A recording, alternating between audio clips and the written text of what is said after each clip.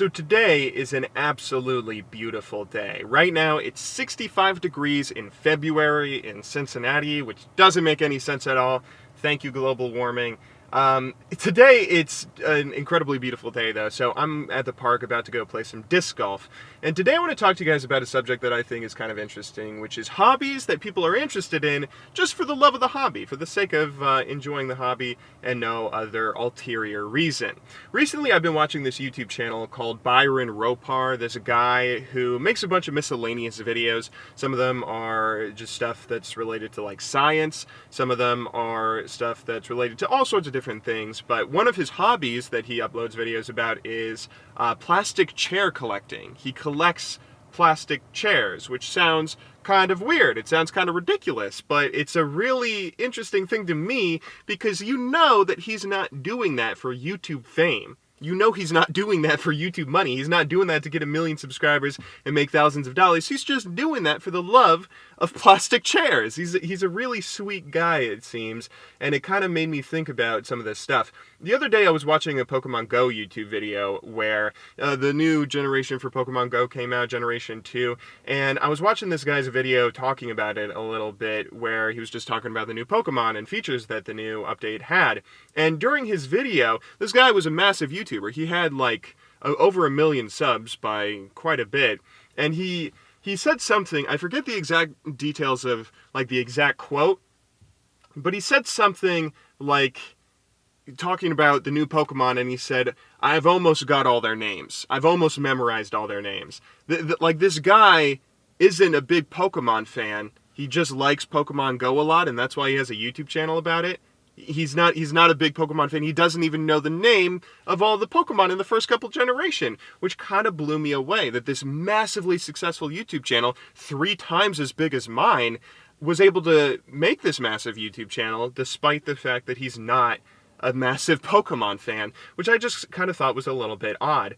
Recently, I don't know if you guys have experienced this in your own life, but I feel like there's become a massive change in how the world views hobbies. A lot of people don't think about hobbies as just hobbies anymore. People have really got into the habit of telling people, go and enjoy your passion and turn it into a career. If you like something and you're good at it, then go and turn it into a career, which is a really good mentality in my opinion. It's a really good mindset to have, and it's a good... I think it's definitely a good thing to do.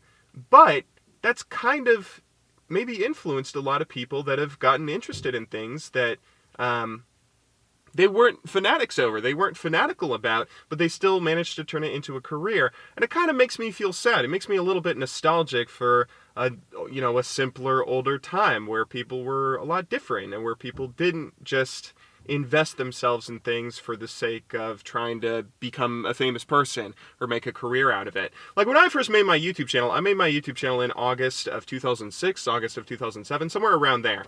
I made my YouTube channel, and I made it to follow Gross Score, ShyXXX Tina, a bunch of RuneScape YouTubers, Vodka5, The Unforgiving, Jinser, a bunch of people that made YouTube videos about RuneScape. And they didn't do it to become famous. They didn't do it to make $1 million. A lot of them couldn't even monetize their videos because that's back when YouTube would automatically copyright you if you had any game footage in your videos. So they didn't even make any money from their videos or anything. They were just doing it for the love of the game. And I thought that was kind of interesting. You could see that come out in their videos. In those old videos, you can still go back and watch them nowadays and see that they were doing that because they loved the videos or because they love the game and no other reason, which I think is really interesting and kind of sweet. And I miss that, right?